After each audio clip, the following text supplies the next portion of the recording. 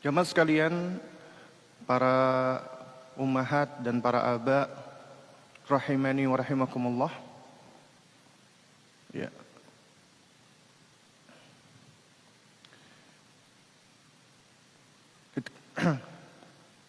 Kita bersyukur kepada Allah Subhanahu wa taala yang mana di pagi hari ini kita diizinkan Allah Azza wa Jalla untuk dapat bersua dan berkumpul di pagi hari yang membahagiakan ini. Dan insyaallah taala di kesempatan ini kita akan melanjutkan kembali yakni kajian kita membahas sebuah risalah atau kutayyib, yaitu mukhtasar atau ringkasan Tarbiyatul Aulad ala Minhajin Nubuwah wa Huququhum fil Islam. Pendidikan anak di atas minhaj kenabian, dan hak-hak mereka di dalam Islam, buah karya dari Fadilatul Syekh Muhammad Said Ruslan hafizahullahu taala. Di pertemuan yang lalu kita sudah membahas tentang status anak di dalam Islam, yaitu anak sebagai hibah, pemberian atau karunia dari Allah, dan kemudian anak juga sebagai qurratu ain, sebagai penyejuk mata. Dan juga anak bisa menjadi ibtila dan ikhtibar, ujian dan cobaan. Sekaligus anak adalah zinah, perhiasan. Dan di kesempatan ini kita akan melanjutkan, yaitu di pasal yang ketiga. Apa itu? Samaratu kathratil ummati wa hukmu tanzimin nasli wa tahdidihi. Yaitu manfaat banyak anak dan apa hukum mengatur jarak kelahiran dan membatasi kelahiran. Jadi di sini ada dua, tanzim wa tahdid, atau singkatnya bagaimana hukum KB. Hukum KB. Karena hukum KB itu tidak keluar dari dua hal ini. Imma tujuannya untuk tanzimun nasl, untuk mengatur jarak kelahiran, atau imma untuk tahdidun nasl, membatasi keturunan. 1 anak cukup, 2 anak cukup, 3 anak cukup, itu tahdid. Tapi kalau tanzim, menunda kelahiran sampai kira-kira ibunya sudah siap, baru kemudian melahirkan. Itu namanya tanzim. Nah, qala al-muallif hafizahullahu taala, penulis berkata di dalam pasal ini, inna kathratal ummati izzun laha. Kata beliau, sesungguhnya memperbanyak anak itu adalah kemuliaan bagi umat ini. Jadi banyak anak itu sebenarnya merupakan bagian dari keutamaan umat ini. Nabi SAW yang menganjurkan. Qala Rasulullah sallallahu alaihi wa ala alihi wasallam. Nabi kita yang mulia Muhammad bin Abdullah alaihi salatu wasallam bersabda, "Tazawwaju al-waduda al-waluda." Nikahilah oleh kalian wanita-wanita yang wadud. Dan walud. Ini dua sifat yang dianjurkan oleh Nabi bagi laki-laki untuk mencarinya.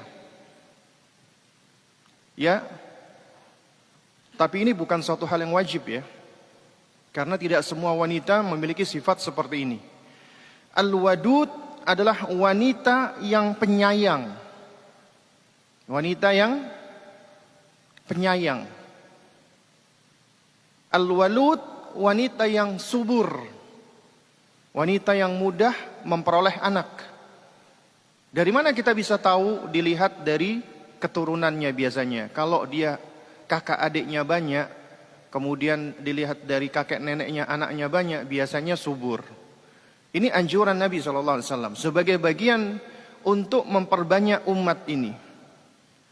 Kenapa Rasulullah SAW menganjurkan untuk memperbanyak umat ini? Kata Nabi, fa inni mukatsirum bikum al-anbiya'a yaumal qiyamah. Karena sesungguhnya aku akan berbangga dengan banyaknya kalian di hadapan Nabi nanti di hari kiamat. Artinya umatnya Nabi ini akan menjadi kebanggaan oleh Rasulullah. sallallahu alaihi wa ala alihi wasallam. Dan ini bukanlah termasuk membangga-banggakan yang buruk. Kenapa? Karena yang pertama yang membanggakannya adalah Nabi. Nabi tidak mungkin beliau jatuh ke dalam perbuatan membangga-banggakan suatu hal yang buruk.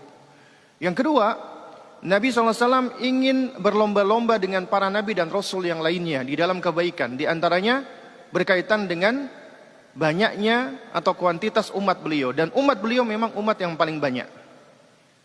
Nah, tapi jamaah sekalian yang dimuliakan Allah, banyaknya umat itu bukanlah menjadi ibrah, ya. Makanya para ulama mengatakan, ya, al-ibratu laisat bil kathrati. Yang menjadi acuan, patokan itu bukan banyak-banyakan sebenarnya. Bukan kuantitas, tapi kualitas. Secara asal demikian. Kenapa? Karena kalau kita perhatikan di dalam Al-Quran, apabila disebutkan kata aktsaruhum, aktsarun nas, kebanyakan mereka, kebanyakan manusia, la ya'lamun, tidak punya ilmu, ya. La yu'minun, tidak beriman, ya.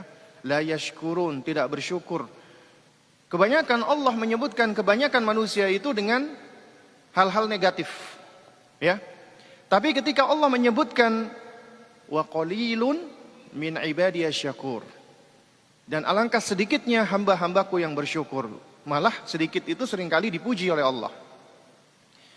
Lalu apakah hal ini, hadis dan ayat Al-Quran itu kontradiksi? Tidak kontradiksi, ya. Seharusnya kita menjamak, mengkompromikan. Artinya Nabi SAW senang dengan banyaknya umat, tapi perhatikan orang tua. Jangan cuma memperbanyak kemudian anaknya dibiarkan begitu saja dan diabaikan. Berarti orang tua seperti ini dia tidak menjalankan amanat. Karena anak adalah amanat dari Allah. Amanat harus dipelihara dan dijaga. Berarti ketika Nabi menganjurkan kita untuk memperbanyak anak, harus dijaga dong, harus dipelihara, harus dididik dengan sebaik-baiknya, ya. Karena itu para ulama menerangkan berkaitan dengan KB, di situ ada dua macam, tanzimun nasl atau tahdidun nasl, pembatasan ataupun pengaturan anak. Nah, kita lanjutkan dulu. Qala al-muallif hafizahullah. Penulis berkata, fa iyyaka wa qaulal madiyin alladzina yaquluna inna kathratal ummati yujibul faqra wal batalah. Ya. Kata Syekh Ruslan hafizahullah, jauhi, tinggalkanlah, ya, orang-orang materialistis yang mengucapkan sesungguhnya banyak anak itu penyebab kemiskinan dan pengangguran. Itu syubhat. Karena kalau orang mukmin meyakini tiap anak itu sudah punya rezeki masing-masing. Dan seringkali ya jamaah, ada hal utama yang dilupakan oleh orang tua. Ya. Yaitu ketika Allah Subhanahu wa taala mengkaruniakan anak itu amanat bukan? Amanat. Allah ketika mengkaruniakan sebuah amanat, tidak mungkin Allah biarkan begitu saja. Pasti Allah sudah berikan kemampuan, karena Allah titipkan amanatnya ini kepada hambanya. Gak mungkin Allah menitipkan amanat kepada hambanya, hambanya itu gak mampu untuk melaksanakannya. Tidak mungkin. Kalau demikian Allah berarti berbuat zalim. Dan tidak mungkin Allah berbuat zalim, mustahil. Artinya Allah ketika menitipkan sesuatu kepada kita, pasti kita sudah diberikan kemampuan, pasti. Anda wahai orang tua, Anda wahai para aba, para ummahat, para ayah, para bunda, Allah berikan kepada Anda anak perempuan, satu. Anda menginginkan lagi, boleh gak apa-apa, tapi tetap yang memberikan Allah Subhanahu wa taala. Manakala Allah berikan Anda satu anak ketika Anda sudah berusia semakin tua, ya. Nah, berarti Anda harus meyakini ini adalah suatu hal yang baik buat kita. Karena mungkin kita sanggupnya hanya mengatur satu anak saja. Di sisi lain ada orang tua dikaruniakan 10 anak. Misalnya 10 anak. Sebanyak apapun anak yang dia miliki, pasti dia sanggup untuk mendidik anaknya, mengasuh anaknya. Dan tiap orang Allah jadikan berbeda-beda. Karena itu jangan kita iri. Kenapa yang sana anaknya banyak, aku anaknya cuma sedikit? Kenapa yang sana anaknya laki-laki, aku kok perempuan? Ya, akhirnya kita membanding-bandingkan karunia Allah. Seakan-akan kita mempertanyakan Allah Subhanahu Wa Taala. Seakan-akan Allah nggak adil. Allah nggak tahu apa yang paling baik buat kita. Sehingga kita seakan-akan memprotes. Kenapa ya Allah engkau berikan aku anak 1, dia anak 5. Padahal Allah lebih tahu apa yang paling baik buat kita. Allah yang paling tahu ya jamaah. Sementara di sisi lain ada orang tua yang Allah karuniakan anak banyak, 10 anak misalnya. Ya Allah, kenapa engkau bebankan dengan banyak anak seperti ini ya Allah? Padahal itu karunia dari Allah. Allah berikan kepada Anda anak 10, Anda pasti dan sanggup untuk mendidiknya. Enggak mungkin Anda enggak sanggup, enggak mungkin. Makanya saya seringkali menyampaikan permasalahannya bukan kemampuan, tapi kemauan. Mau atau enggak? Allah udah berikan kemampuan. Allah udah berikan istitoah. Allah udah berikan potensi. Tinggal bagaimana Anda gali dan Anda gunakan potensi tersebut. Pasti Anda sanggup ya jamaah. Pasti. Nah, tapi di sisi lain kita memang dianjurkan untuk memperbanyak anak semampu kita. Yang perlu kita pahami, ya ada 2 hal ketika kita mengharapkan sesuatu. Pertama, ada hal yang kita bisa mengupayakan. Itulah sebab. Kita wajib mengambil sebab. Artinya itu hal-hal yang kita mampu untuk mengupayakannya. Dan yang kedua adalah hal-hal yang itu di luar dari kemampuan kita. Artinya itu adalah ketentuan dari Allah Subhanahu Wa Taala. Contoh misalnya, Anda kepengen punya anak nih, ya. Tapi cuman kepengen doang, kira-kira antum bisa punya anak enggak? Enggak mungkin. Berarti antum harus usaha. Usaha yang antum lakukan itu adalah sesuatu yang kita diberikan kemampuan untuk melakukannya. Caranya apa supaya antum bisa punya anak? Ya menikah dong. Setelah menikah antum harus ya melakukan hubungan suami istri. Enggak mungkin setelah menikah tiba-tiba istri antum punya anak. Itu namanya ikhtiar, usaha. Itu namanya asbab. Kemudian antum kepingin punya anak laki-laki. Antum kepingin punya anak laki-laki. Boleh-boleh aja kita punya keinginan. Nah, kemudian antum cari-cari tahu nih bagaimana caranya supaya anak kita bisa laki-laki. Antum baca jurnal-jurnal ilmiah. Oh, ternyata kalau kondisi basa itu nanti bisa jadi laki-laki atau perempuan. Ya, pokoknya antum baca, selama itu ada penelitian ilmiahnya, bisa terbuktikan, antum silakan. Ya, praktekkan. Tapi kemudian ketika Allah berikan antum anak perempuan, itu di luar dari kapasitas antum. Berarti antum harus menerimanya. Artinya antum nggak bisa ya menentukan jenis kelamin anak yang akan dilahirkan oleh istri antum itu laki atau perempuan, itu nggak bisa. Itu di luar kapasitas kita. Ini hal yang penting yang harus kita pahami. Sama dengan kondisi-kondisi sebagian orang yang susah move on, ya, yang selalu tenggelam di masa lalu. Atau ada orang-orang yang kita kaitkan saja dengan pendidikan anak. Antum tahu istilah inner child? Ya. Tahu nggak ini apa namanya bapak-bapak ini? Istilah inner child? Hah? Enggak. Alhamdulillah berarti Pak. Berarti enggak begitu mengikuti istilah-istilah parenting sebenarnya. Nah, inner child ini ya, ini istilah yang akhir-akhir ini cukup booming.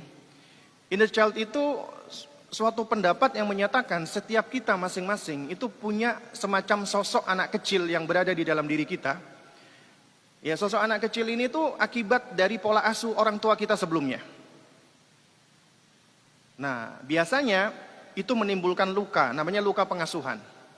Jadi kalau antum atau istri, misalnya ketika mendidik anak suka marah-marah, ngomel-ngomel, bisa jadi itu karena itu, ada luka pengasuhan.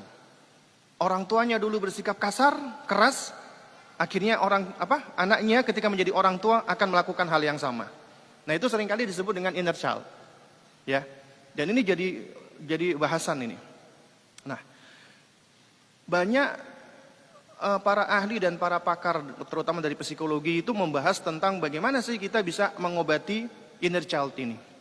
Sebenarnya ya jamaah, kalau di dalam agama kita, orang-orang yang belajar, yang ngajinya benar, belajarnya benar, terutama masalah tauhid, insya Allah mereka akan bisa berdamai dengan inner child-nya. Bisa. Kenapa? Karena konsepnya itu kembali kepada ma'rifatun nafs. Konsep mengenal diri, self-knowledge, self-recognize istilahnya. Mengenal diri. Ya. Kita itu dituntut loh jamaah sekalian untuk mengenal diri kita. Ya, karena kalau antum nggak mengenal diri antum akan kesulitan bagi antum untuk bisa mengenali orang lain. Setelah mengenal diri, kita akan lebih mudah untuk mencintai diri. Emang boleh Ustaz mencintai diri kita? Narsis banget. Kagak. Mencintai diri itu boleh, bahkan harus kita mencintai diri. Mencintai diri beda sama narsis. Beda sama selfish. Beda sama ya orang-orang yang Anania dan yang semisalnya itu beda. Orang-orang yang narsis itu bukan mencintai diri, tapi tertipu dengan diri. Mereka adalah al-maghrur binafsi. Ya. Tapi orang yang mencintai diri, mahabbatun nafs, itu adalah bagian dari konsep dia mengenali dan menghargai apa yang ada di dalam dirinya. Ada isyaratnya di dalam Al-Quran dan hadis. Misalnya surat At-Tahrim ayat 6. Ini ayat yang seringkali kita dengarkan. Ya, yang menjadi visinya keluarga muslim. Bunyinya apa, Pak? At-Tahrim ayat 6, Pak. Ya? Bunyinya apa? Ibu-ibu apa bunyinya, Bu? At-Tahrim ayat 6. Ini bapak-bapaknya malu sepertinya, Bu. At-Tahrim ayat 6. Ya ayyuhalladzina amanu ku anfusakum wa ahlikum nara. Wahai orang-orang yang beriman, jagalah diri kalian dan keluarga kalian dari siksa neraka. Coba antum perhatikan. Allah ketika memberikan perintah ku, ya, jagalah, ya. Kata ku ini kan dari kata waqa, yaqiyah, wiqayah, perlindungan. Artinya lindungi, pelihara, jaga. Kita seringkali doa ya. Fakina adzaban nar, ya. Ya Allah lindungilah kami dari siksa neraka. Ya. Nah, ini Allah berikan perintah langsung, ku anfusakum wa ahlikum, jagalah diri kalian dan keluarga kalian. Coba antum perhatikan kepada siapa Allah pertama kali memberikan perintah. Kepada diri kita, anfusakum, ya. Kepada siapa? Anfusakum. Ya. Ini jaringannya kurang bagus ya Pak ya, sepertinya ya. Ini putus nih, afwan.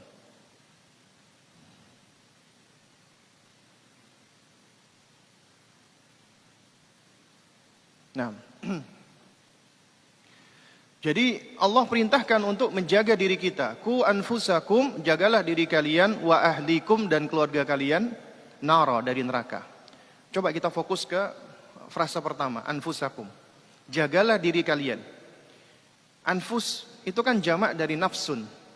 Berarti kita harus menjaga diri kita. Pertanyaannya, bagaimana kita bisa menjaga diri kita kalau kita nggak tahu apa yang harus dijaga di dalam diri kita? Kita harus tahu nih, yang ada di dalam diri kita itu apa, Pak? Kita harus ngerti. Ternyata Allah memberikan kepada diri kita itu berbagai macam nikmat. Mulai dari hati, akal, anggota tubuh, ya. Kemudian instrumen untuk belajar atau adawut li ta'allum. Kemudian Allah udah berikan kita fitrah, berada di atas iman Islam. Ini semua harus kita ketahui agar kita bisa mengenali diri kita. Dan antum tidak akan bisa mengenal diri antum sebelum antum mengenal Allah. Ma'rifatullah, ma'rifatur Rabb. Makanya alangkah indahnya ucapan yang sandarkan kepada Imam Syafi'i rahimahullahu taala, man arafa nafsahu arafa rabbahu. Ya, man arafa rabbahu arafa nafsahu, wa man arafa nafsahu arafa rabbahu. Siapa yang mengenal penciptanya Allah, dia akan semakin mengenal dirinya. Dan siapa yang mengenal dirinya, dia akan semakin mengenal Allah.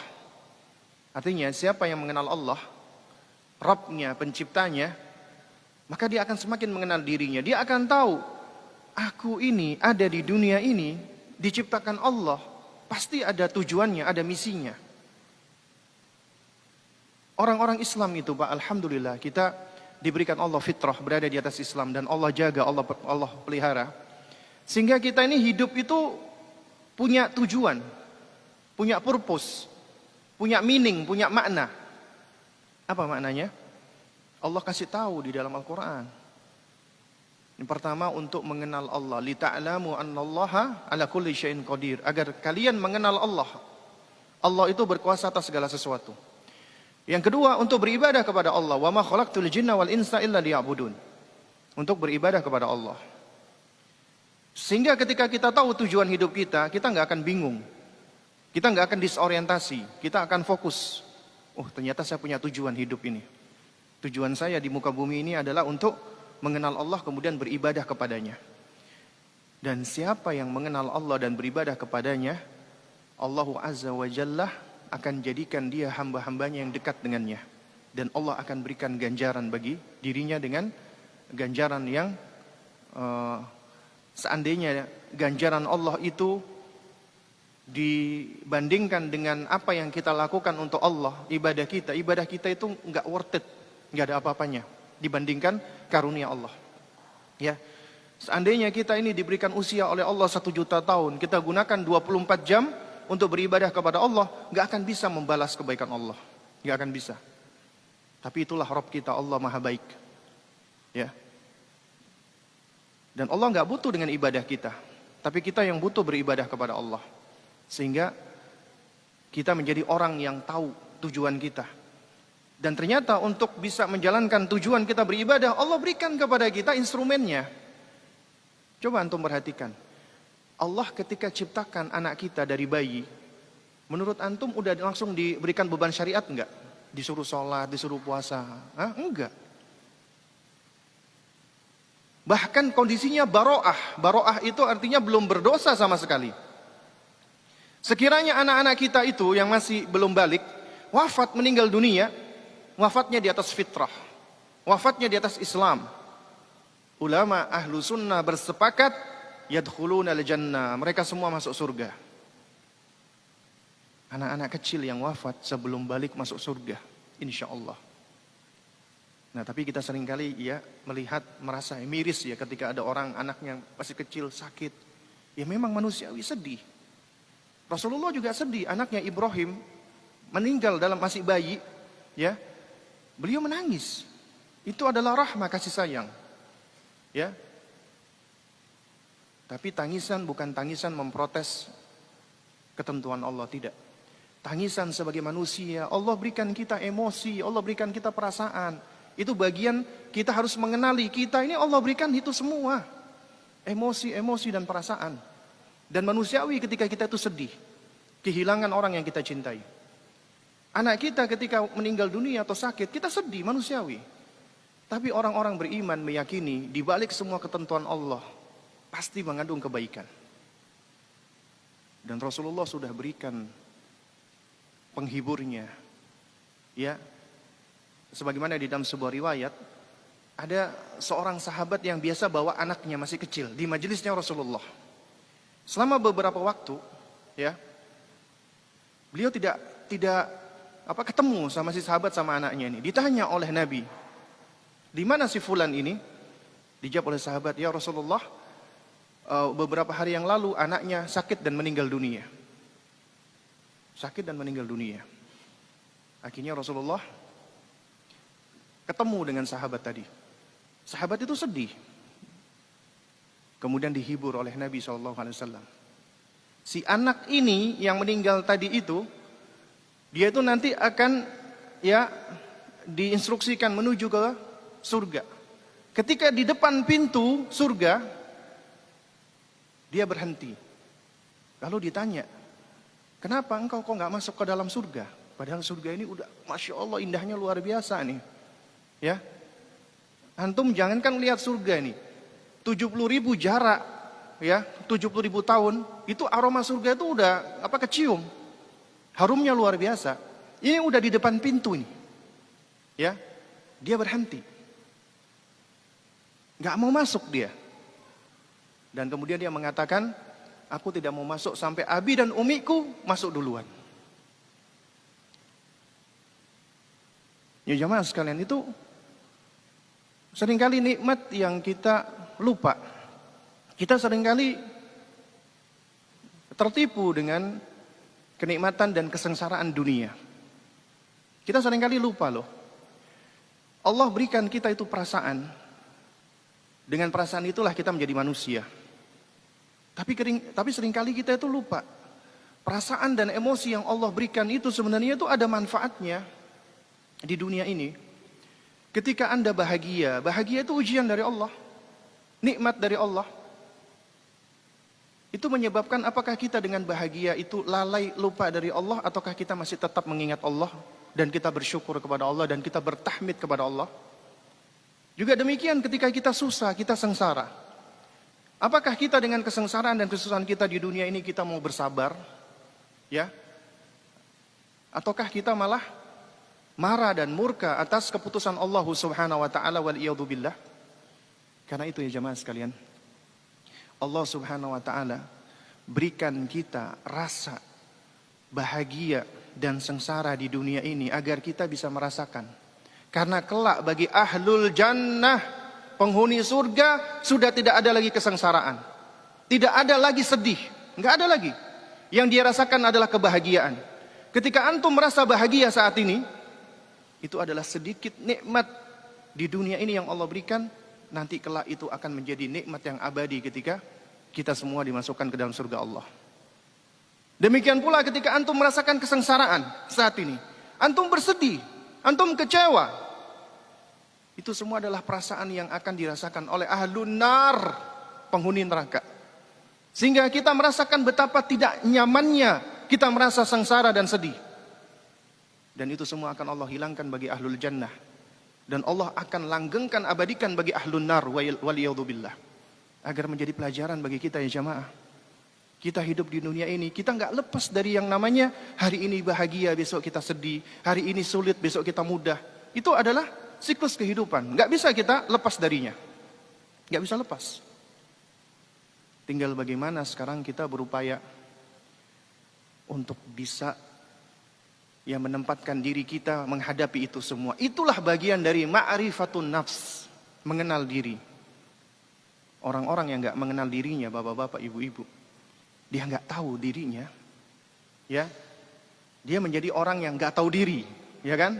Biasanya dia akan menjadi orang yang sombong, tidak empati, buruk sifatnya, ngomongnya kasar dan seterusnya. Itu orang-orang yang nggak tahu diri. Karena sejatinya dia tidak mencintai dirinya, nggak mengenal dirinya. Demikian pula apabila kita ini ya, kita ini kok kadang-kadang itu suka marah ya. Apalagi ke anak kita ini. Anak kita melakukan kesalahan dikit tuh tiba-tiba itu pengennya marah, pengen ngomel-ngomel. Atau bahkan mungkin ada di antara kita atau di antara orang tua yang suka ngomelin anaknya, marahin anaknya. Ya, ternyata itu semua nggak lepas dari apa? Pertama memang sebabnya nggak lepas dari pola asuh ketika masih kecil. Yang kedua itu juga karena pondasinya dia belum mengenal dirinya. Belum mengenal dirinya. Jamaah sekalian, kira-kira manusia itu kalau marah, ujuk-ujuk marah nggak? Tanpa ada sebab. Hah? Ada nggak orang kira marah itu tiba-tiba marah aja gitu? Nggak ada sebabnya. Nggak ada. Tapi buktinya ada tuh Ustaz. Kalau ada berarti ini orang-orang yang mohon maaf ya, mungkin orang yang kena gangguan kejiwaan. Ya, itu memang kena gangguan kejiwaan. Gangguan kejiwaan biasanya juga ada penyebabnya. Entah trauma masa kecil atau karena hal-hal lainnya. Tapi secara asal, kata Abu Hamid Al-Ghazali rahimahullahu ta'ala, manusia itu ketika diciptakan itu dalam kondisi wasat, netral. Ya, perasaan dan emosinya netral. Tapi manusia itu berbahagia ketika dia melihat sesuatu yang menyebabkan dia bahagia. Dia sedih ketika dia melihat sesuatu yang sedih atau mendengarkan sesuatu yang menyedihkan. Dan dia marah ketika ada pencetusnya. Ada yang mencetuskan. Berarti kita itu Pak akan marah, kita itu Bu akan murka kalau ada pencetusnya. Enggak ada pencetusnya enggak akan marah kita. Makanya Nabi SAW ketika menasihatkan la taghdab, janganlah kamu marah, janganlah engkau murka. Itu kata Syekh Dr. Khalid As-Sabat. Ya, setidaknya itu punya dua makna. Pertama, janganlah engkau mencari sebab-sebab yang dapat memicu amarahmu. Jangan ya kita malah mencari sebab yang dapat memicu amarah kita. Yang kedua, apabila engkau sudah marah, maka tahanlah kemarahanmu.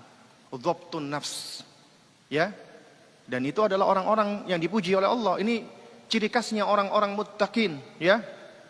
Orang-orang muttaqin yaitu adalah orang-orang yang apa?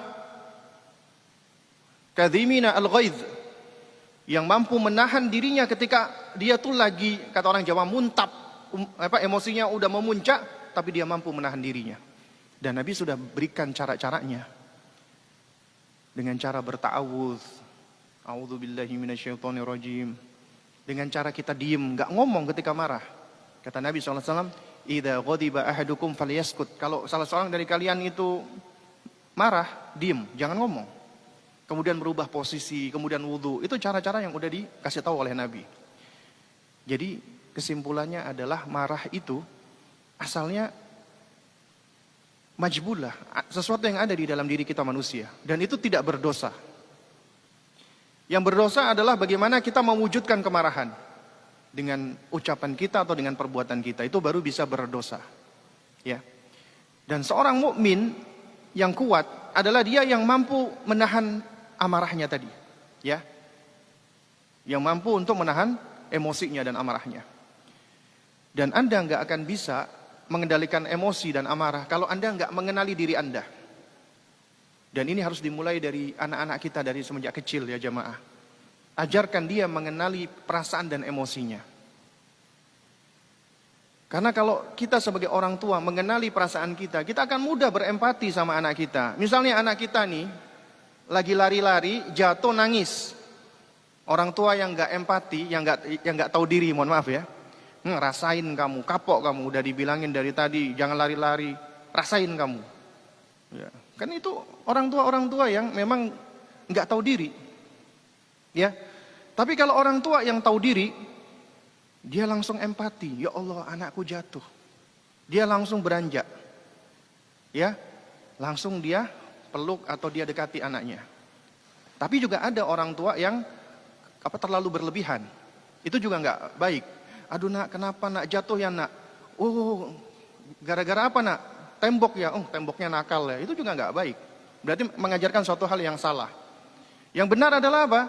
Kita dekati, biarkan dia sedih, biarkan dia menangis, kita dekati, kita usap-usap tubuhnya, kemudian kita katakan, kamu sakit ya nak? Coba tunjukkan nak, bagian mana yang sakit nak? Oh sakit ya, kita usap-usap. Kita bacakan surat Al-Fatihah sebagai ayat-ayat ruqyah, boleh, ya itu bagus. Ya, kemudian kita ajarkan dia bersabar. Sabar ya nak, insya Allah sakitnya hilang. Ya, itu semua berangkat dari apa? Kita tahu diri. Makanya orang tua sekarang yang bersikap zolim kepada anaknya itu karena tidak tahu diri. Ya, karena tidak mengenal dirinya, nggak memahami dirinya, dan juga tidak memahami perasaannya, emosinya. Makanya kita harus mengajarkan anak-anak kita itu mengenali perasaan-perasaannya dan emosi-emosinya. Dan kita seringkali lupa, abai. Ini sebenarnya sudah diisyaratkan oleh Allah. Ku anfusakum wa ahlikum naro. Jagalah diri kalian. Artinya untuk menjaga diri, kita harus tahu tentang diri kita. Dan kita harus menghargai dan mencintai diri kita. Kenapa? Karena Allah yang berikan diri kita ini. Allah ciptakan kita fi ahsani taqwim, dalam bentuk, dalam rupa yang paling baik. Maka kita harus bersyukur kepada Allah. Mencintai diri bagian dari syukur.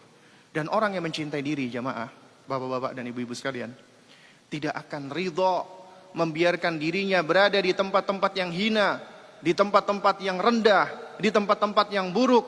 Dirinya tidak akan ridho apabila anggota tubuhnya digunakan untuk menzalimi dirinya sendiri. Apa maksudnya? Menzalimi diri sendiri, bermaksiat. Karena maksiat itu konsepnya di dalam agama kita adalah ya, man dzalama nafsahu, orang yang menzalimi dirinya sendiri. Karena kemaksiatan itu sejatinya menzalimi diri kita sendiri, ya. Baik. Jadi jamaah sekalian yang dimuliakan Allah Subhanahu wa taala, ya. Itulah yang diajarkan ya di dalam Al-Qur'an, agar kita memperhatikan diri kita terlebih dahulu, baru kemudian wa ahlikum, baru kemudian keluarga kalian. Ya. Karena apabila kita mampu untuk merubah diri kita, maka insya Allah Allah akan berikan kita kemampuan lebih mudah lagi untuk merubah keluarga kita atau orang-orang terdekat kita. Nah, baik. Kita lanjutkan lagi, ya. Inna kathratal ummati yujibul faqra wal batalah. Katanya orang-orang materialistis. Syubhatnya mereka mengatakan bahwasanya banyak anak itu malah menyebabkan kemiskinan dan pengangguran. Ya, ini konsepnya mereka, orang-orang materialistis, orang-orang sosialis, ya, orang-orang kafir yang fokus kehidupannya hanya untuk dunia. Jadi menurut mereka banyak anak itu memang menyusahkan. Ya, karena mereka tidak meyakini konsep Allah telah memberikan rezeki dan mereka tidak mendidik anaknya dengan sebaik-baiknya. Akhirnya menurut mereka banyak anak itu menyebabkan kemiskinan dan pengangguran. Tapi orang-orang beriman, mereka yakin anak karunia dari Allah. Allah karuniakan, berarti Allah mempercayakan ya amanatnya kepada diri kita. Maka kita wajib menjaganya semampu kita. Ya. Nah, kemudian penulis berkata, fakathratul ummati izzun. Ya. Banyaknya anak itu adalah kemuliaan. La siyama idza kanat arduhum qabilatan lil harathati waz zira'ati was sina'ati bihaitsu yakunu fiha mawadu khamin lis sana'ati wa ghairi dzalika. Ya. Banyak anak itu adalah kemuliaan, apalagi jika negeri mereka itu adalah negeri yang subur untuk bercocok tanam, untuk bertani, untuk industri, karena banyaknya bahan baku untuk industri dan selainnya. Banyaknya industri dan selainnya maka membutuhkan SDM. Ya. Nah, walaysa wallahi kathratul ummati sababan lil faqri wal batalati abadan.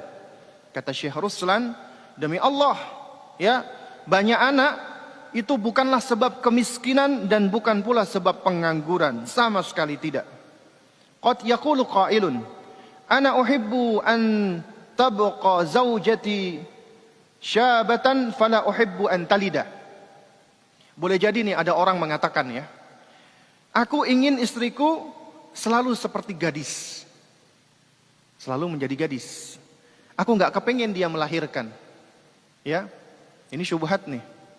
Apalagi antum pernah dengar kan yang beberapa waktu lalu sempat viral, child free marriage, pernikahan tanpa anak. Karena menurut mereka anak itu merepotkan. Anak itu mengganggu keharmonisan. Intinya anak itu adalah biang kerok. Makanya nikah nggak perlu punya anak, yang penting seneng-seneng aja gitu loh. Itu syubhat. Orang-orang kafir tapi diimport masuk ke Indonesia. Tapi lucunya jamaah, konsep ini masuk ke dunia parenting. Padahal antum tahu parenting. Parenting itu apa? Parent kan? Orang tua. Bagaimana bisa masuk ke dalam dunia parenting, kita menjadi orang tua tapi nggak kepingin punya anak? Bagaimana antum bisa jadi parent kalau antum nggak punya anak? Aneh. Tapi begitulah ya sebagian orang-orang di tanah air khususnya, ya, yang begitu sangat merasakan dirinya inferior dan merasakan konsep-konsep barat itu superior, wow, dianggap luar biasa, akhirnya diimpor, ya, dan dijadikan sebagai gaya hidup. Ya, ini sama, ini udah diwanti-wanti oleh Syekh. Mungkin ada orang yang berkata, aku kepingin istriku itu selalu seperti gadis. Mungkin gak sih kira-kira? Gak mungkin. Paling taruhlah hanya 5 tahun, 10 tahun kemudian akan mulai muncul keriputnya. Meskipun pakai skincare, tetap usia gak bisa berbohong ya jamaah. Ya, kita itu hidup di dunia ini cuma sebentar. Kita nggak akan selalu sama, ya. Nah, demikian pula anak-anak Anda sekarang masih kecil-kecil nih. Nanti Anda 10 tahun lagi, Anda nggak akan merasakan. Tiba-tiba Anda merasa anak Anda itu udah gede aja gitu loh. Karena waktu-waktu itu tampak begitu cepatnya, ya. Lalu kemudian kata Syekh, fanaqul, maka kita jawab orang-orang seperti ini. Hadza ghardun la ba'sa bih. Lakinnal wiladata au kathratal aulad afdalu min dzalik. Nah, ini hikmahnya ulama. Caranya luar biasa. Kata Syekh, ya, kita jawab. Hadza ghardun la ba'sa bih. Tujuan seperti ente ini sebenarnya enggak apa-apa. Anda kepingin istri Anda itu selalu cantik, selalu seperti gadis, enggak apa-apa, bagus. Berarti kita memuliakan wanita. Tapi al-wiladah, punya anak, melahirkan, atau punya banyak anak, afdal min dzalik. Itu lebih utama lagi, lebih baik lagi. Kenapa? Karena orang-orang yang seperti ini menikah nggak kepingin punya anak, ujung-ujungnya nanti perhatikan, nyesel. Dan penyesalan itu udah seperti nasi menjadi bubur. Di usia tuanya kesepian. Kesepian. Sebagaimana di awal-awal pernikahannya dia hidup seakan-akan dunia itu adalah untuk mereka. Ketika di usia tua, di mana dunia? Kenapa dunia kok pergi menjauh dariku? Karena sepi, ya, nggak punya anak, nggak ada orang-orang yang bisa membahagiakan dirinya di hari tuanya. Yang ada hanyalah penyesalan, ya. Nah, kemudian kata Syekh, walau qala qailun, sekiranya ada lagi orang yang berkata, ana uridu an unadhdhima an-nasla bima'na an aj'ala imra'ati talidu kulla sanatayn maratan fahal yajuzu aw la. Nah, kata Syekh, ada orang yang bertanya, ya, saya ingin mengatur jarak keturunan, ya, dengan artian saya ingin supaya istriku itu menikah misalnya setiap 2 tahun sekali. Apakah itu boleh? Ya, jadi tidak membatasi, tapi mengatur kelahiran setiap 2 tahun. Jadi selama istrinya itu masih punya bayi, masih nyusui, nah jadi mereka melakukan KB, ya.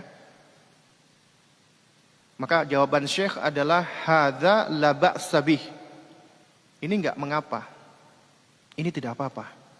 Wa qad kana sahabatu radhiyallahu anhum ya'ziluna fi ahdi Nabi sallallahu alaihi wasallam. Ya, wa hadha fil hadithi al-muttafaq ala sihhati wal 'azlu la syakka annahu yamna'u min al-hamli ghaliban. Kata Syekh, ini tidak mengapa. Karena para sahabat radhiyallahu taala anhum dahulu mereka melakukan azl. Azl itu istilah medisnya coitus interruptus. Istilah orang awamnya mengeluarkan air mani di luar rahim. Jadi ketika berhubungan suami istri, enggak, ini semuanya udah menikah ya? Oh sudah ya, alhamdulillah. Ya. Jadi ketika melakukan hubungan suami istri, jadi sang suami mengeluarkan air maninya di luar dari rahim istrinya. Ya, itu namanya azl, coitus interruptus, dan ini dilakukan oleh sahabat di zaman Nabi SAW. Dan ini ada di dalam hadis yang disepakati kesahihannya, yaitu di dalam Bukhari Muslim. Ya, dan kata Syekh, sebagaimana kita tahu, azl itu umumnya bisa mencegah kehamilan, bisa mencegah kehamilan. Wa amma man lam yurzaq waladan fa innallaha tabaraka wa ta'ala ala kulli syai'in qadir. Adapun bagi mereka yang belum dikaruniai anak, keturunan, maka sesungguhnya ya Allah Subhanahu wa taala itu berkuasa atas segala sesuatu. Ya, tidak ada yang sulit bagi Allah Azza wa Jalla sedikit pun. Apabila Allah berkehendak, Allah akan berikan. Ya. Wa 'alal insani ay yajtahida fi du'a'i rabbih tabaraka wa ta'ala an yarzuqahu Allah Azza wa Jalla al-walad salih. Nah, ini nasihat bagi syekh, bagi mereka yang belum dikaruniakan anak. Ya, hendaknya manusia itu dia berusaha berdoa kepada Allah Subhanahu wa taala agar Allah karuniakan kepadanya anak yang saleh. Jangan cuma minta anak, tapi minta anak yang saleh. Ya. Wa madzalika 'ala Allahi bi'aziz. Dan yang demikian ini adalah tidak sulit bagi Allah Subhanahu wa taala. Ya. Jadi ini suatu hal yang mudah bagi Allah Azza wa Jalla. Faqad aslahallahu tabaraka wa taala al-mar'ata al-aqimah allati la talid. Ya. Sungguh Allah Subhanahu wa taala telah mengkaruniakan anak kepada seorang wanita yang mandul, tidak bisa punya anak. Siapa itu? Istrinya Zakaria alaihissalam. Ya. Allah berikan anak loh. Ya. Wa razaqa syaikhal kabira alladhi yudhannu ala yunjab. Dan juga Allah berikan kepada seorang pria yang lanjut usia yang dia mengira dia sudah enggak bisa punya keturunan lagi. Siapa itu? Zakaria alaihissalam.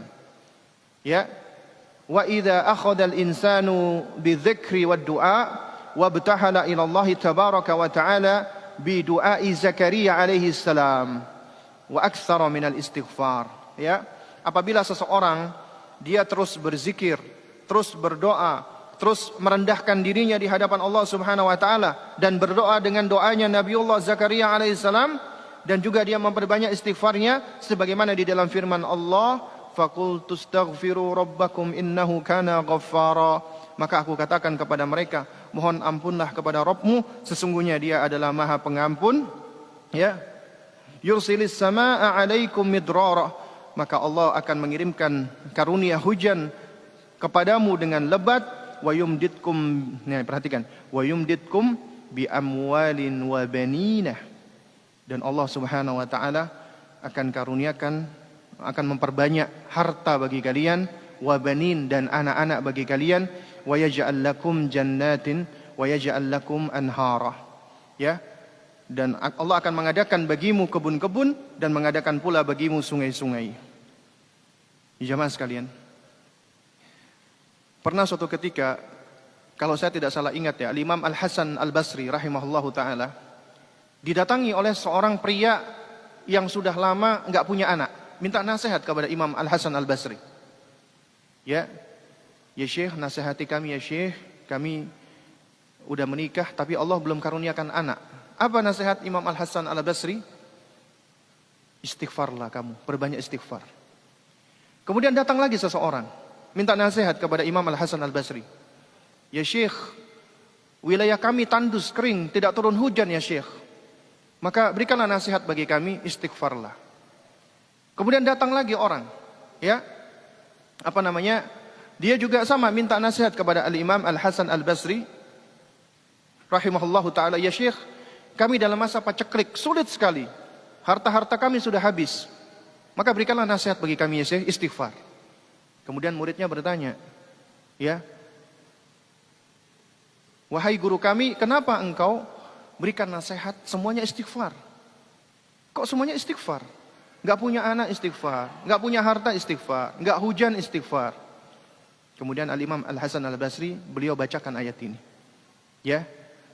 Itu beliau bacakan ayat yang dinasihatkan oleh Zakaria alaihissalam. Istaghfiru rabbakum innahu kana ghaffara. Mohon ampunlah kalian kepada Allah karena Allah sesungguhnya Maha Pengampun. Ya. Kalau kalian beristighfar kepada Allah dan Allah Maha Pengampun, Allah enggak cuma ngampuni dosa kalian, Allah berikan karunia-karunia yang lainnya. Apa? Allah terangkan di ayat berikutnya. Yursilis samaa'a 'alaikum midrara. Allah akan turunkan hujan lebat kepada kalian. Wa yumditkum bi amwalin wa banin. Dan Allah akan perbanyak harta dan anak-anak kalian. Wa yaj'al lakum jannatin wa yaj'al lakum anhara. Dan Allah akan berikan kalian taman-taman, tanaman-tanaman. Dan Allah akan berikan kalian ya sungai-sungai yang mengalir. Itu janji dari Allah. Ya. Kemudian kata Syekh Ar-Ruslan, fa idza fa'ala dzalika fa'asa an yamunna Allah tabaraka wa ta'ala bil waladis salih wa madzalika 'ala Allah bi'aziz. Apabila orang itu melakukan hal ini semua, insyaallah Allah akan mengkaruniakan baginya anak saleh. Dan ini suatu hal yang mudah bagi Allah. Jamaah sekalian, ada sebagian orang tua belasan tahun gak dikaruniai Allah anak, tapi dia tetap berusaha belajar dari manusia-manusia hebat istimewa di dalam Al-Quran. Nabiullah Ibrahim alaihissalam. Jangan dikira Nabiullah Ibrahim itu punya anak usianya masih muda. Enggak, udah tua usianya. Allah karuniakan beliau anak Ismail itu dari istri yang lain. Bukan dari istri beliau Sarah, tapi dari Hajar. Baru kemudian setelah Sarah itu melahirkan Ismail, Allah jadikan Hajar pun bisa memiliki anak yang bernama Ishak. Belajar dari keluarga Imran. Imran itu sosok istimewa luar biasa ya jamaah. Bukan nabi, bukan rasul, tapi Allah abadikan namanya di dalam Al-Quranul Karim. Allah gandengkan namanya dengan orang-orang istimewa, ya. Dengan siapa? Dengan Adam alaihissalam, dengan Nuh alaihissalam, wa ala Ibrahim, dengan keluarga Ibrahim, wa ala Imran, dan keluarga Imran. Padahal beliau bukan nabi, bukan rasul, tapi beliau Allah abadikan.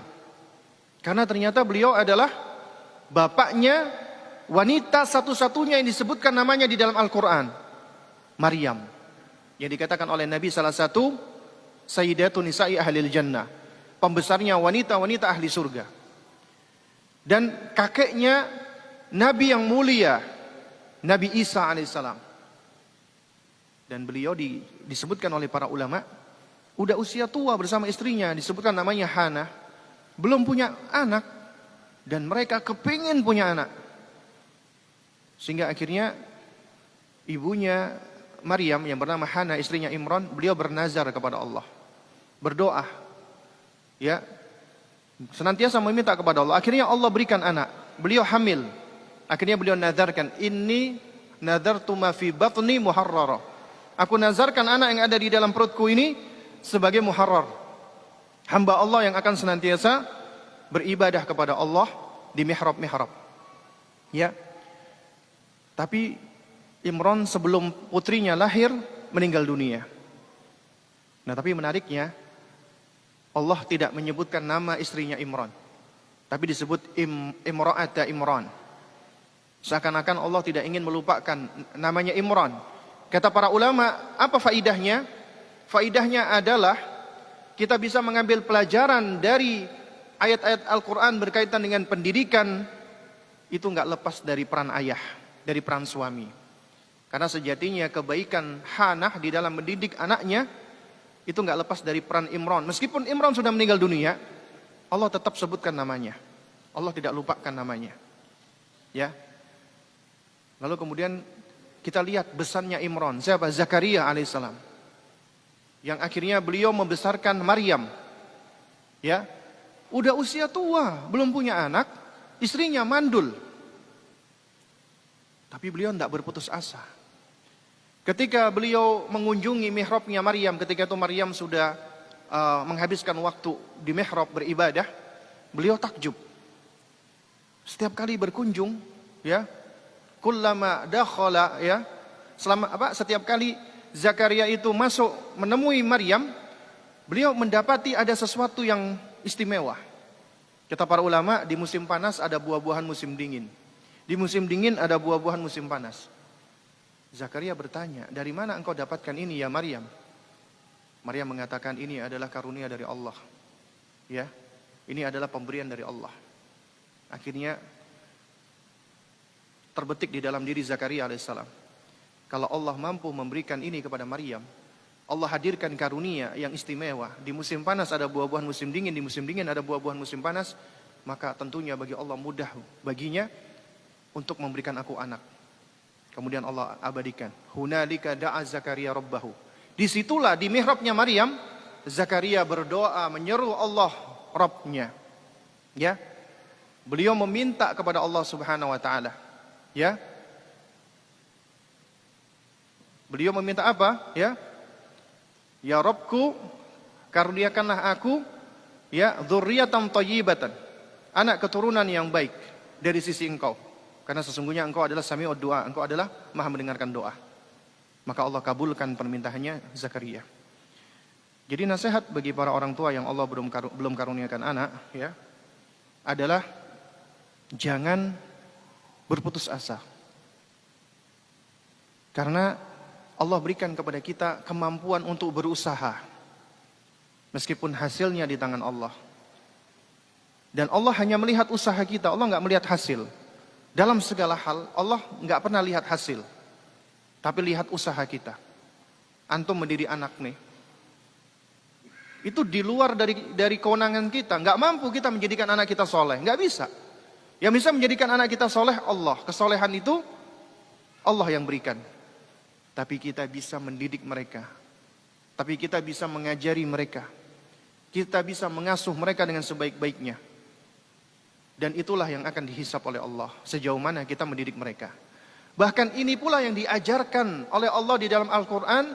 Bagi mereka yang hendak mendoakan orang tuanya.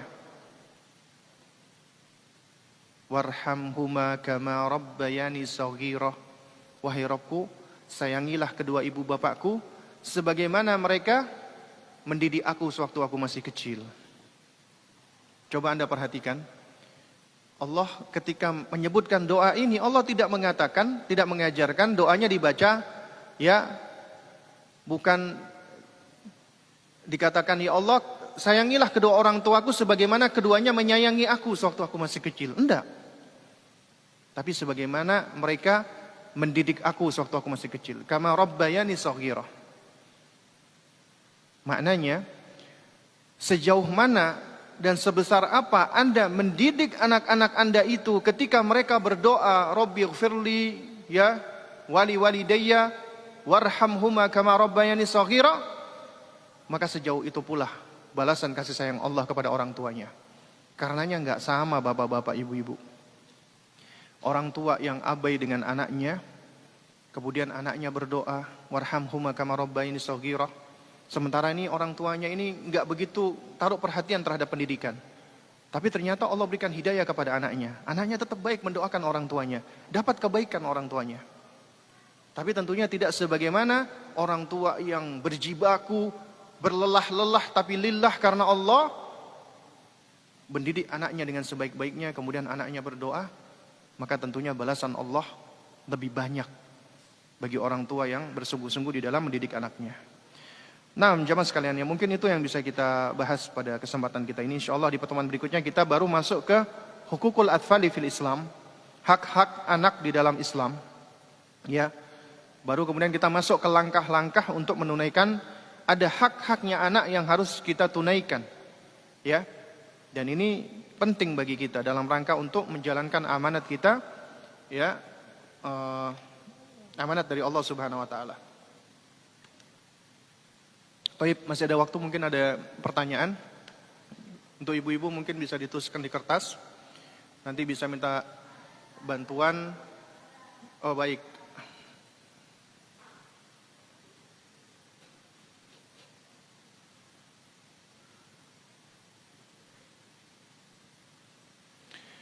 Nah, ini ada pertanyaan. Mohon nasihat dan penjelasannya Ustadz tentang pola asuh anak dari sebagian kita di masa kecil. Ketika orang tua memerintahkan atau menyuruh sesuatu, kita langsung mengerjakan. Masya Allah. Sedangkan sebagian dari kita saat menjadi orang tua, mendapatkan anak-anak, saat disuruh, maksudnya anak-anak kita disuruh, malah menyampaikan respon berupa alasan-alasan. Apakah ini bagian dari inner child yang kita alami di masa lalu? Ini bukan, ini beda bahasannya. Ya. Mungkin kita merasa ya, loh, Abi dulu itu loh nak, sama kakekmu nak, nurut, kamu kok nggak nurut sama Abi nak? Ya, Umi dulu itu ya Allah sama nenekmu itu benar-benar baik. Kamu sekarang kok kayak gini sih nak sama Umi? Ya, ini sebenarnya kaitannya sebenarnya tidak berkaitan dengan inner child ya. Inner child itu kaitannya ketika antum itu seringkali sadar nggak sadar melakukan keburukan kepada anak. Ya, antum banding-bandingkan, antum kritik habis-habisan, antum labeli dengan label-label yang buruk, antum omelin. Nah, itu bisa jadi bagian dari inner child. Tapi kalau kita merasa dulu itu kita kayaknya baik ya sama orang tua kita ya. Tapi ini anak-anak kenapa kok kayak gini ya? Nah, ini berarti kasusnya lain nih. Berarti di sini pembahasannya adalah apa? Pembahasannya adalah pola asuh kita sendiri, ya. Kalau kita dulu merasa orang tua kita mendidik kita sehingga kita nurut, kita coba. Tidak semua pola asuh orang tua kita itu salah, tidak semua pola asuh orang tua kita itu benar. Maka kita ambil yang benar. Karena kita boleh belajar pendidikan dari pengalaman. Selama itu tidak menyelisih syariat. Maka Anda lihat, kenapa ya dulu itu aku bisa nurut sama bapak sama ibu. Anda ambil pelajarannya di situ, ya, untuk bisa diterapkan kepada anak-anak. Tapi sembari tetap kita harus belajar. Di antaranya belajar ilmu pengasuhan. Bagaimana cara agar ketika kita itu berkomunikasi sama anak, itu komunikasinya baik. Dan kemudian juga jamaah sekalian, anak nurut itu belum tentu baik loh. Dan anak nggak nurut sama orang tua belum tentu dia durhaka. Itu ada rinciannya. Dan juga harus dilihat usianya, fase usia.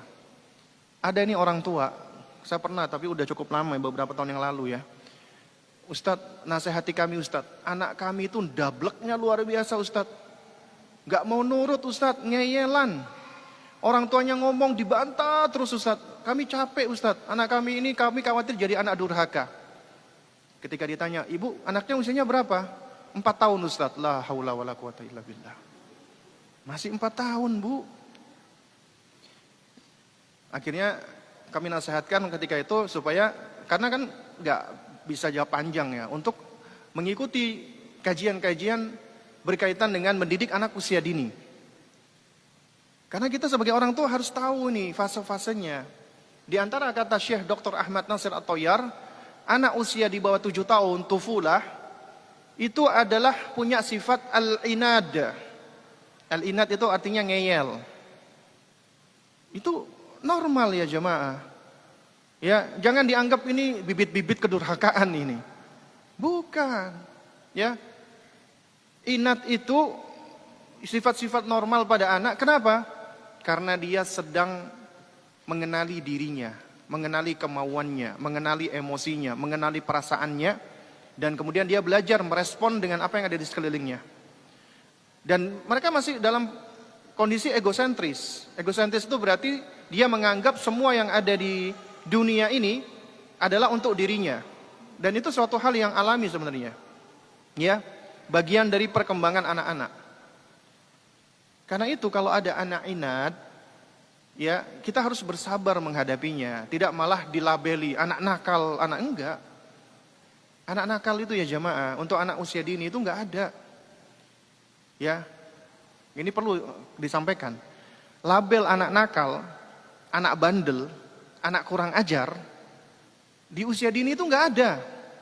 Yang ada adalah orang tua yang tidak tahu bagaimana cara mengasuh anaknya dengan cara yang tepat dan yang benar. Demikian pula anak bodoh tidak ada. Yang ada adalah orang tua yang belum mengerti bagaimana cara ngajar anaknya yang tepat. Ya, makanya kewajiban kita adalah terus belajar. Terus kemudian poin yang kedua ingin saya sampaikan, kalau ada anak dari semenjak kecil selalu nurut, nggak pernah menentang sedikit pun, sebagian orang tua itu tertipu. Dipikir ini anaknya anak yang luar biasa, dari kecil udah soleh. Tapi biasanya ketika udah masuk usia-usia hazawar 10 tahun ke atas, biasanya ini anak akan bermasalah. Umumnya seperti itu. Ketika anak kecil itu dia nyaris nggak pernah mengungkapkan keinginannya dia, perasaannya dia cuma nurut aja sama orang tuanya. Dan orang tuanya nganggep ini pendidikan aneh berhasil, itu bahaya biasanya. Biasanya demikian. Dan pengalamannya banyak ya jamaah. Ya. Saya pernah beberapa waktu yang lalu ada ibu-ibu ya, itu sempat minta bantuan, minta tolong. Anaknya itu minggat dari rumah. Anaknya udah usia SMA. Ketika dia curhat, dia bilang anaknya ini dari kecil nggak pernah menentang orang tuanya, nggak pernah protes, nurut banget, semuanya baik dikatakan ibunya. Dari situ saya langsung punya feeling, ini masalahnya nih. Dan beneran ketika akhirnya anaknya ketemu minggat di mana, dibujuk untuk pulang, dia nggak mau. Akhirnya selidik punya selidik, dia menyimpan kemarahan luar biasa kepada ibunya. Dia menyimpan rasa benci dia kepada ibunya. Karena dia merasa hidupnya itu untuk ibunya. Harus nurut ibunya. Dia merasa bahwasanya dia hidup itu seperti robot. Dia nggak pernah tahu perasaannya dia. Dia nggak pernah tahu bagaimana dia bisa mengungkapkan apa yang ada di dalam hatinya. Itu terkumpul, terakumulasi seperti bola salju menggelinding semakin besar. Karena itu hati-hati bapak-bapak, ibu-ibu sekalian. Ya. Jangan dipikir anak-anak yang nurut itu berarti baik, belum tentu. Karena ketika mereka menentang kita, bukan artinya mereka durhaka. Mereka itu usia kecil ya, masih kecil. Itu diantara karakternya ada mutamyiz bainal khata' was shawab. Belum bisa membedakan baik dan benar.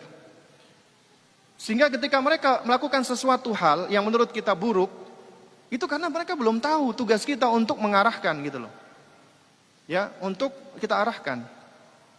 Nah, karena itu kalau kita menghadapi anak kita suka ngeyelan, kita hadapi dengan kesabaran. Ya. Kita perbaiki cara kita berkomunikasi dengan dia. Ada juga ini, ada ibu-ibu juga waktu pernah bilang, "Ustadz, anak saya itu susah dibilangin, Ustadz." Ya. Saya panggil Ustadz 5 kali nggak dengar Ustadz. Akhirnya saya marah-marahin gitu.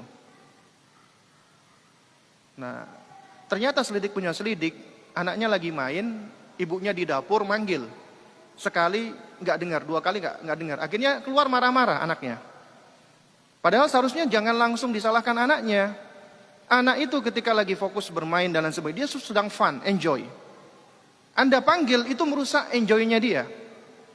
Karena itu caranya deketin dia. Anda kalau 3 kali manggil anak dia nggak nyaut, jangan langsung salahkan anaknya. Anda perbaiki cara Anda memanggil atau menyapa. Di dalam kaidah pendidikan agama kita, ya, itu kalau kita pelajari, yang namanya sapaan itu bagian yang tidak terpisahkan dalam rangka untuk menyentuh hati, afeksi.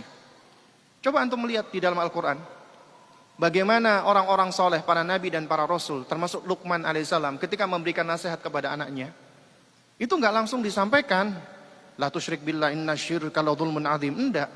Ya bunayya, wahai nak. Menyentuh hati dulu. Ya. Kita perhatikan Luqman ketika menasihati anaknya, disapa dulu dengan sapaan yang baik. Ya bunayya la tusyrik billah inna syirka la dzulmun adzim. Kemudian Yakub alaihissalam, ketika anaknya Yusuf mimpi, ya abati inni ra'aitu ahada asyara kaukaba wasyamsa wal qamara ra'aituhum li sajidin. Wahai ayah, aku semalam mimpi melihat 11 bintang, matahari dan bulan semuanya sujud kepada aku. Dan coba jemaah, antum melihat di Al-Quran itu hampir semuanya itu menunjukkan pola asuh hubungan anak dengan siapa? Dengan ayahnya. Jarang ditunjukkan dengan ibunya. Kenapa? Karena dengan ibu itu memang suatu hal yang sudah kelihatan dan tampak. Tapi seringkali ayah itu abai, lalai. Ya, makanya Yusuf ini ketika ada masalah, siapa yang dicari? Umiknya bukan? Bukan, abinya yang dicari. Ya abati, wahai ayahanda. Ketika Yakub mendengarkan apa yang disampaikan oleh anaknya, nah dia tahu nih, ini bisa menjadi masalah nih buat abang-abangnya yang hasad. Dinasehati, apa nasihatnya? Ya bunayya la taqsus ru'yaka ala ikhwatika fayakidu laka kaida. Wahai nak, jangan kamu sampaikan ya mimpimu itu kepada abang-abang kamu, nanti mereka akan berbuat tipu daya. Nabi Ibrahim alaihissalam. Nabi Ibrahim ini mimpi menyembelih anaknya Ismail. Ya, kalau tadi anaknya yang mimpi, ini Nabi Ibrahim mimpi ini. Ya, menyembelih anaknya. Mimpinya Nabi dan Rasul itu adalah apa? Ar-ru'ya al-haq. Mimpi yang benar, wahyu dari Allah.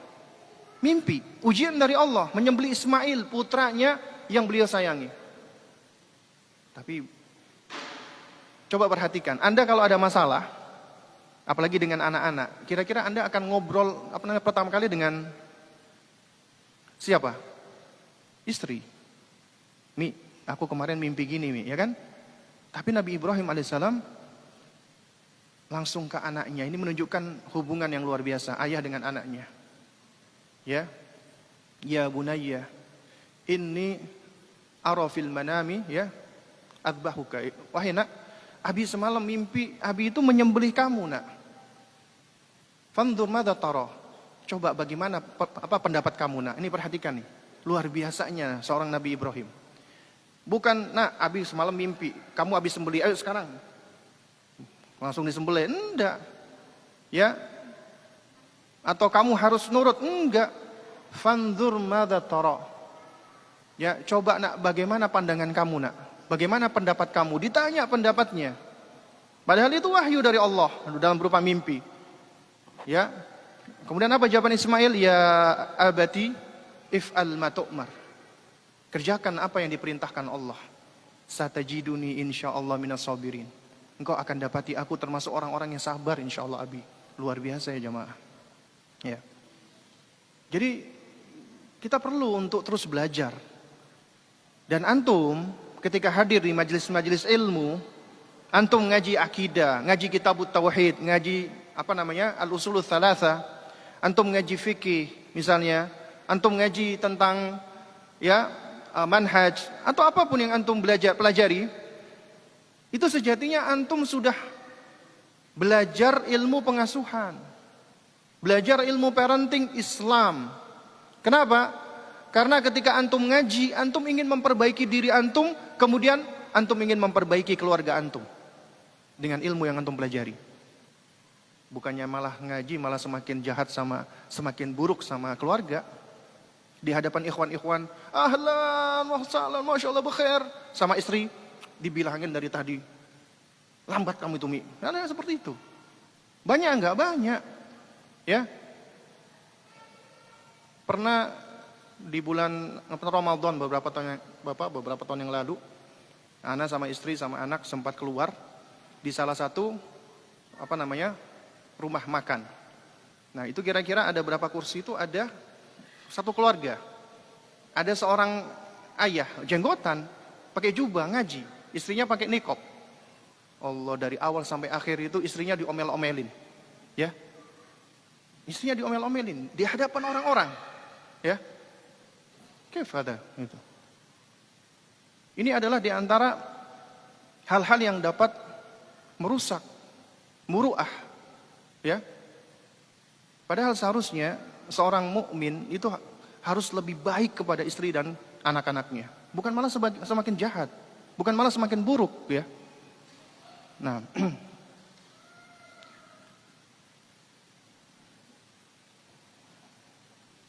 Ustadz, saya dulu dititipkan kepada nenek, kemudian SD saya tinggal dengan ibu sampai sekarang. Tapi beliau hanya memenuhi materi saja, sedang anak lebih butuh kasih sayang. Salahkah anak yang lebih cinta kepada nenek dan kakek dibanding orang tua sendiri? Ya, namanya cinta nggak bisa dipaksa. Ya, Anda nggak bisa memaksakan cinta, nggak bisa. Karena itu sesuatu yang di luar dari kemampuan kita. Tapi kita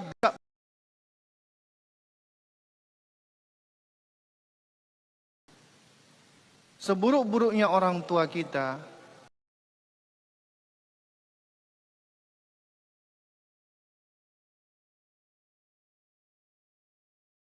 tetap Allah perintahkan kita untuk berbakti kepada mereka, hatta mereka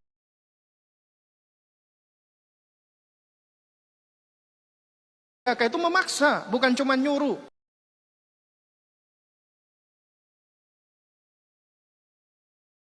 Untuk menyekutukan aku dengan sesuatu yang kamu tidak punya ilmu tentangnya, fala tuti'huma, jangan taati keduanya. Bukan janganlah kamu tidak berbakti lagi. Itu berbuat zalim Ustaz. Orang tua saya itu dulu begini Ustaz. Orang tua saya itu banyak mengeluhkan orang tuanya. Itu manusiawi. Manusiawi. Dan umumnya durhakanya anak itu diawali dengan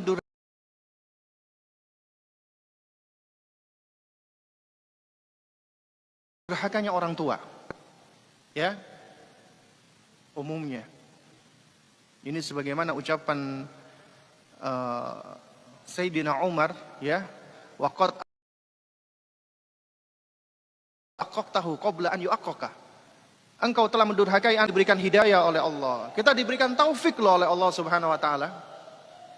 Sehingga kita enggak kepengin durhaka sama orang tua kita, meskipun orang tua kita durhaka kepada kita.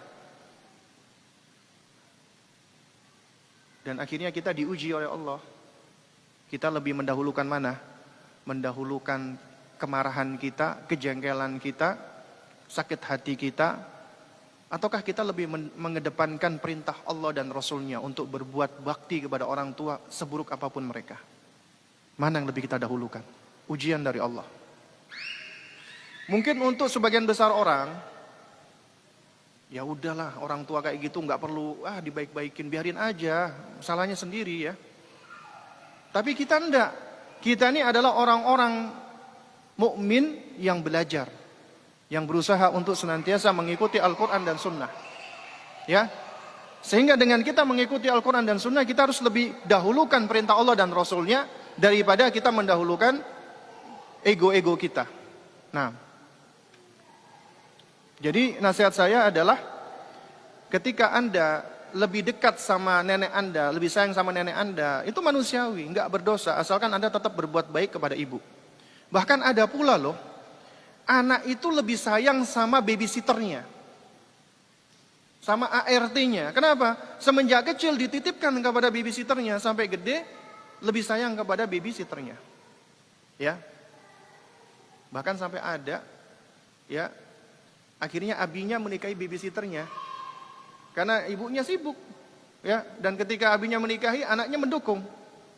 Ada yang seperti itu ya jamaah. Ustadz, sejak dulu anak selalu dijelek-jelekin oleh orang tua dan selalu dikata-katain orang tua.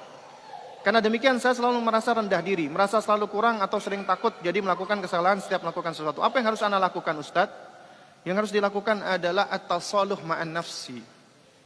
Berusaha untuk berdamai dengan diri sendiri. Ya. Dan ini memang butuh proses yang panjang ya sebenarnya. Intinya adalah nasihat saya, ya.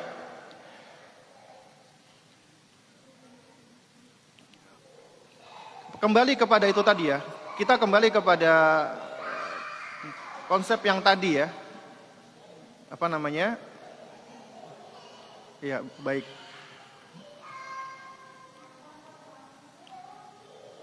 Baik ya. Jadi kita kembali kepada konsep yang tadi. Ada dua hal yang kita mampu untuk apa namanya? Untuk berikhtiar melakukannya, dan ada hal-hal yang itu di luar dari kemampuan kita.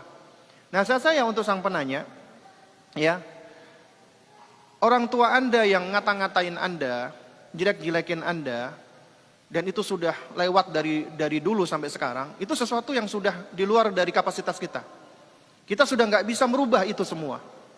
Maka kewajiban kita adalah apa? Adalah menerimanya, ya. Bagian dari takdir Allah, ya, memang ada yang baik dan ada yang buruk, tapi semuanya sesuai dengan keadilan Allah, dan itu pasti baik. Yang kedua, ada hal-hal yang kita mampu untuk berusaha merubahnya. Yaitu apa? Yaitu kita nggak bisa ngatur ucapan orang terhadap kita. Nggak bisa. Tapi kita bisa ngatur diri kita sendiri untuk bicara kepada orang lain. Untuk memperlakukan orang lain. Nah, karena itu nasihat saya adalah sebenarnya kembali kepada konsep at-tasalluh ma'an nafs, ya. Yaitu kita berdamai dengan diri sendiri. Memang diawali kita harus berusaha untuk mengenal diri kita sendiri. Untuk mengenal diri, maka kita perlu untuk terus belajar. Jadi nasihat saya adalah terus belajar, ya. Oh, ini bahasan masalah fikih ya ini ya. Bagaimana hukum bayi tabung Ustadz? Ini masalah fikih kontemporer. Setahu saya ada perinciannya. Jika memang sang istri itu ada masalah ya dengan dengan atau sang suami itu ada masalah dengan kualitas dari spermanya, lalu kemudian dilakukan bayi tabung. Bayi tabung maksudnya itu ya spermanya laki-laki dengan ovumnya sang ibu itu diproses di luar dari rahim, ya. Lalu kemudian setelah bersatu dikembalikan lagi kepada rahimnya sang ibu, ya. Nah, kalau yang dalam kondisi seperti ini ya wallahu a'lam bishawab ya, itu yang saya pahami boleh. Yang nggak boleh adalah ya ketika dititipkan kepada wanita lain. Ya. Jadi wanita ini menjadi semacam sorority mother istilahnya kalau nggak salah ya. Jadi air maninya sang laki-laki dan ovumnya sang perempuan ketika udah zigot ditaruh di wanita lain, dibayar wanita tersebut. Nah, itu yang tidak diperbolehkan. Ya wallahu a'lam bishawab. Nah, baik ya jamaah sekalian ya, ini sudah tidak ada pertanyaan dan sudah pukul 11 ya. Mungkin kita cukupkan dulu sampai di sini.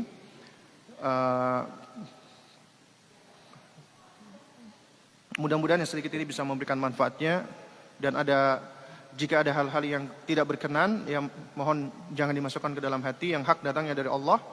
Kita tutup dengan kafaratul majelis. Subhanakallahumma wa bihamdik asyhadu an la ilaha illa anta astaghfiruka wa atubu ilaik. Wassalamualaikum warahmatullahi wabarakatuh.